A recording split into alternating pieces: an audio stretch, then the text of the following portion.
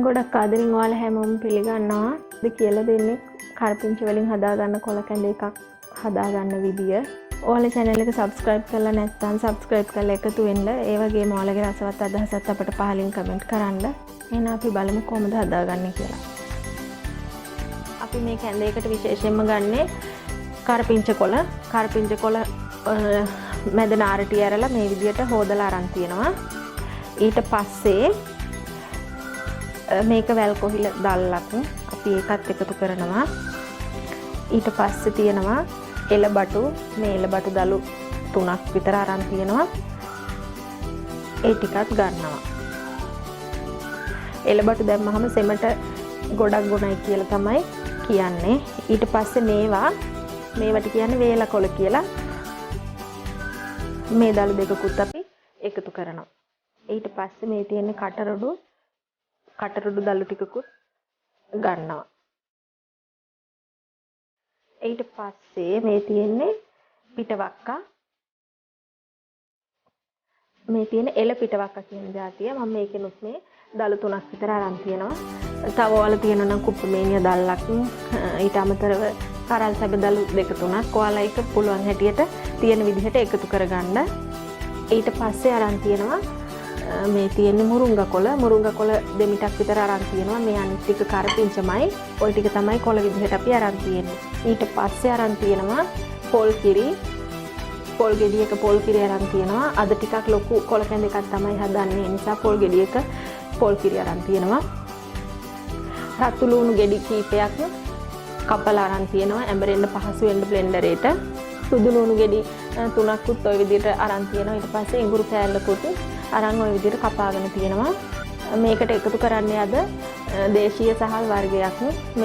මේ හාල් එකේ නම තමයි කළු හීනට කියන්නේ.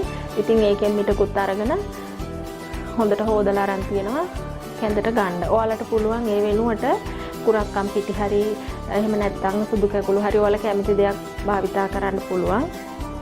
ඊට පස්සේ රස අනුව ලුණු ඕන, වතුර ඕන. ওই ටික තමයි අපිට ඕන වෙන්නේ. අපි මුලින්ම මේ හාල් එක මුට්ටියකට එකතු කරගෙන වතුර දාලා හොඳට තැම්බෙන්න තියන්න ඕනේ.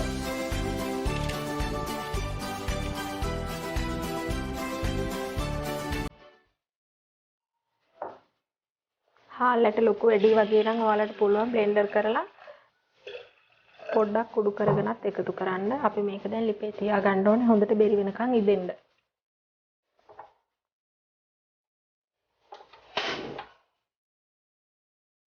ඒ අතරතුරේ අපි හාල් එක ඉදෙනකන් මේ කොළ ටික කොටා ගමු.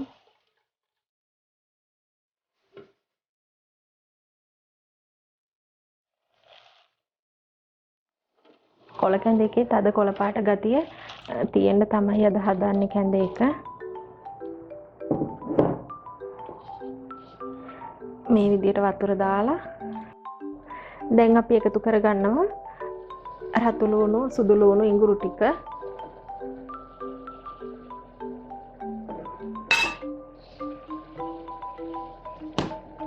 දැන් අපි මේ ටික බ්ලෙන්ඩර් කරගමු.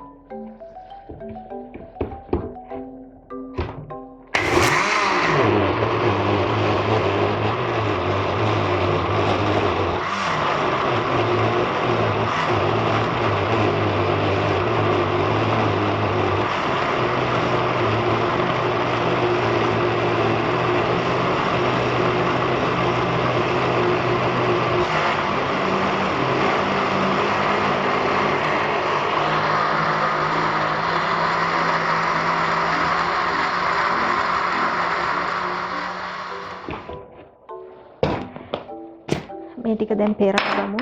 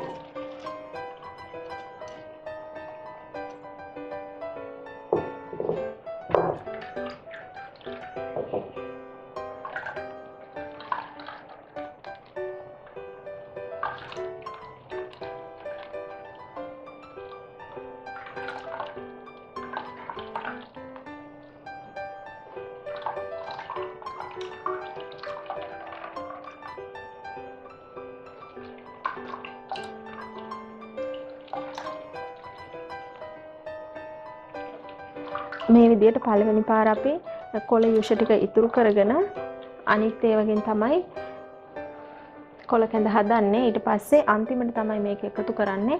එතකොට තමයි කොළ කැඳ එකේ ලස්සන කොළ පාට හැඳිලා තියෙන්නේ. මේ තියෙන්නේ අපි පළවෙනි වටේ කොළ විතරක් වතුර දාලා කොටාගත්ත යුෂ ටික. ඒකෙන් තමයි අපේ කොළ කැඳ එකේ ලස්සන කොළ පාට හිටින්නේ. ඊට පස්සේ දැන් අපි කරන්න ඕන අපි දැන් මේ කොටාගෙන ඉතුරු වෙච්ච කොළ ටික ආපහු බ්ලෙන්ඩර් එකට දාන්න ඕනේ. දාලා ඔයාලා ගාව තියෙන පොල් නම් පොල් ටික එකතු කරලා වතුර දාන්න ඕන. මම දැන් පොල් කිරි දාන හින්දා වතුර එකතු කරන්නේ නැහැ. පොල් කිරි දාලා මේක ආපහු බ්ලෙන්ඩර් කරගන්න.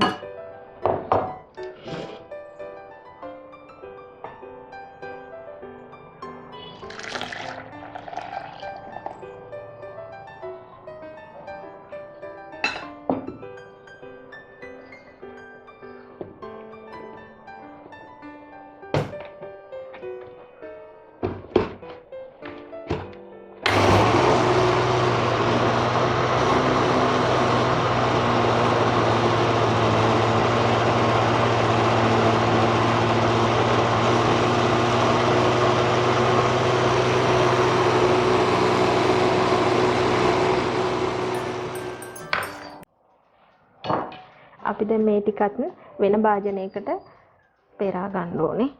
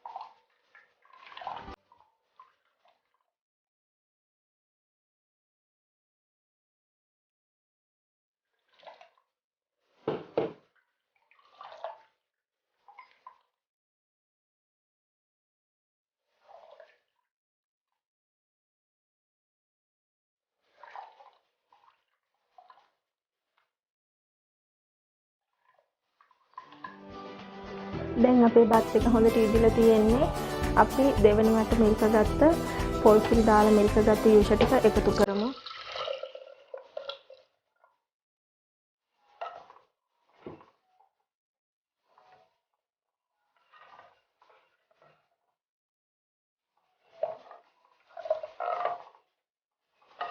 හොඳට පැහැෙනකන් ගින්දර වැඩි කරගෙන මේක හැදි ගන්න ඕනේ.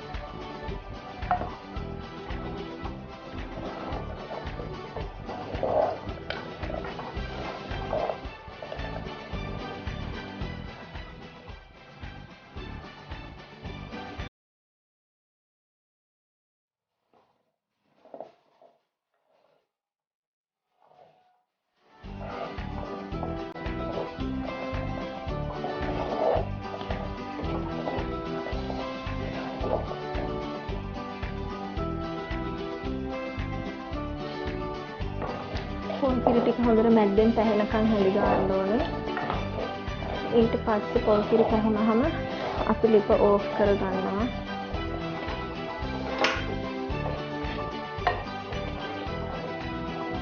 ඊට පස්සේ කරන්නේ අපි මේ පළවෙනියට අරන් තියාගත්ත කොළ යුෂ ටික අපේ කොළ කැඳ එකට එකතු කරන්න ඕනේ.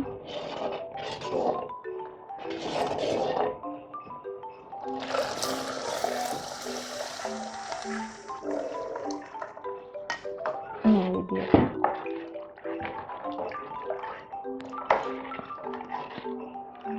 ඊට පස්සේ අපි ලුණුත් එකතු කරගමු.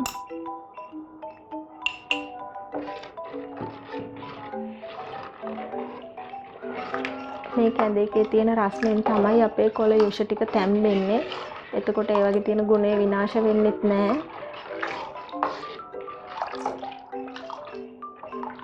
මේ විදිහට තව පොඩ්ඩක් වෙලා හැඳි ගාලා ලුණු බලලා මදි නම් තව ටිකක් එකතු කරගෙන අපිට මේක බීමට ගන්න පුළුවනි. ඉතින් එහෙනම් මේ වගේම තවත් වීඩියෝ එකකින් ආයෙ හමු වෙමු.